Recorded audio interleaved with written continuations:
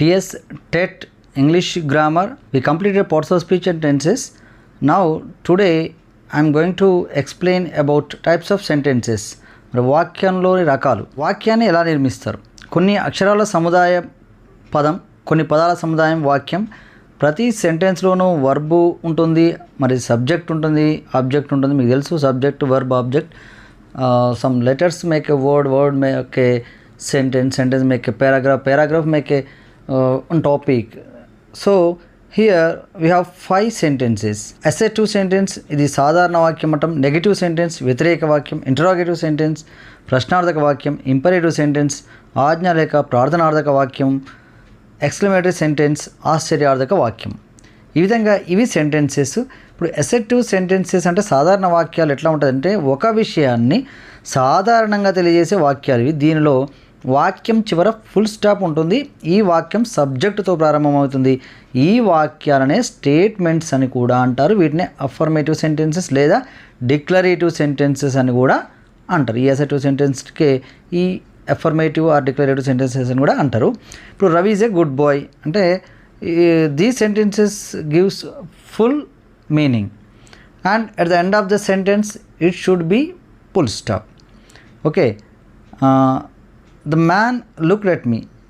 He is handsome. She is beautiful. We are eating food. ఇవి complete మీనింగ్ను ఇస్తే at the end of the sentence full stop ఉంటుంది. పై వాక్యాలన్నీ సబ్జెక్ట్తో ప్రారంభమై చివర full stop కలిగి ఉన్నాయి కావున వీటిని అసెర్టివ్ సెంటెన్స్ అని చెప్తాం. Next sentence negative sentences. ఇవి కూడా అసెర్టివ్ సెంటెన్సెస్ లాగే సబ్జెక్టుతో ప్రారంభమవుతాయి, చివర ఫుల్ స్టాప్తో ముగుస్తాయి. కాకపోతే ఈ వాక్యాల్లో నాట్ అనేది ఉంటుంది.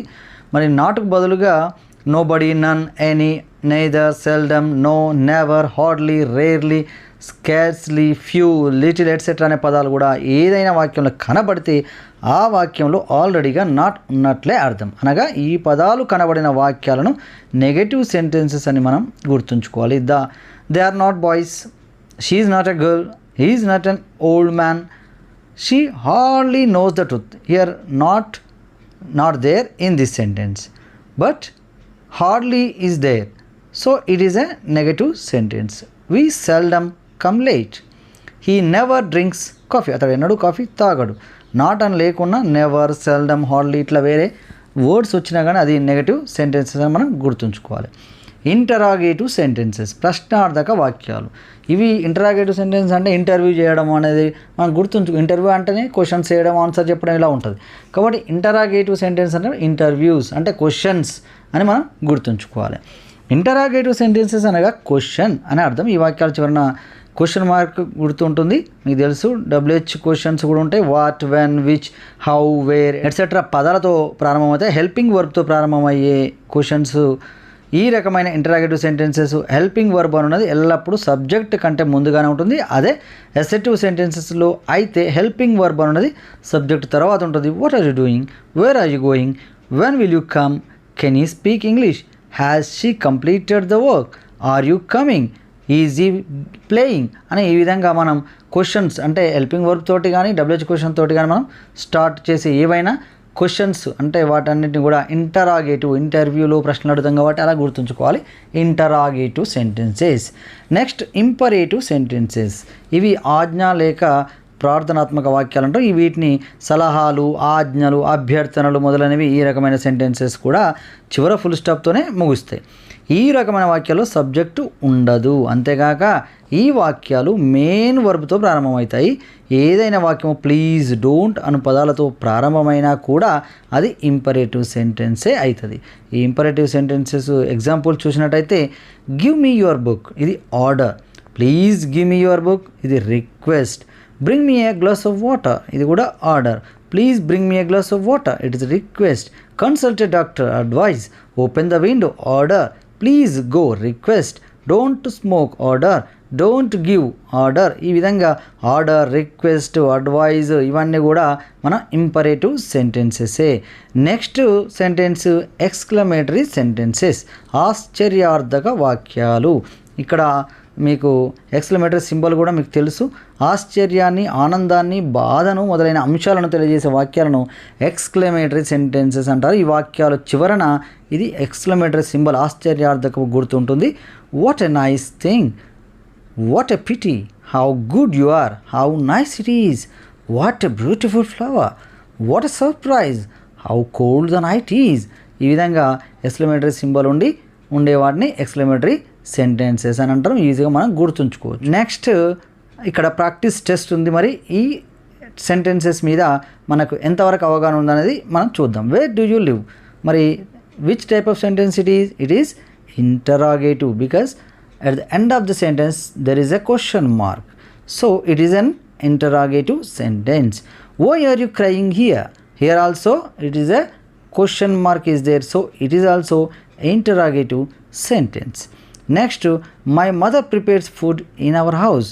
At the end of the sentence what is there? Full stop, so it is assertive sentence. It gives full meaning. Next, I like brinjals. Here also there is a full stop at the end of sentence, so it is an assertive sentence. Could you lend me 100 rupees please? This is request, so it is imperative sentence. What a nice idea. Here at the end of the sentence what is the symbol? It is an exclamatory symbol, so it is an exclamatory sentence. Stand up. This is order, so it is imperative sentence. Wait a little bit. This is also imperative sentence. I am busy with my work. It is assertive sentence. Don't waste my time. It is imperative sentence. Mr. Manmohan Singh is our Prime Minister. It is assertive sentence. When did you come from Hyderabad? Is a double H question, so it is an interrogative sentence. Post this letter. It is an order, so imperative sentence. Get one copy for me.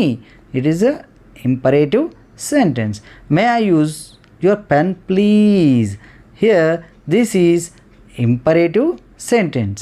It is also request, so it is an imperative sentence. Next 16, what a fine morning. It is an exclamatory symbol, but here question mark as given, but it is not right. It is it should be exclamatory symbol. Clean the floor, so it is order, so it is an imperative sentence. Does she come now? It is a question, so questions are interviews are so interrogative. How do you go to college? It is also question, so it is also interrogative sentence. Every cloud has a silver lining. It is a statement, so it is an assertive sentence. All the statements are assertive sentences. This is a topic about sentences. Next video lo we will discuss another topic. Okay, thank you. ఈ video కనుక మీకు నచ్చినట్లయితే like, share మరియు comment చేయండి. మరిన్ని videos కోసం మా ఛానల్ని సబ్స్క్రైబ్ చేసుకోండి.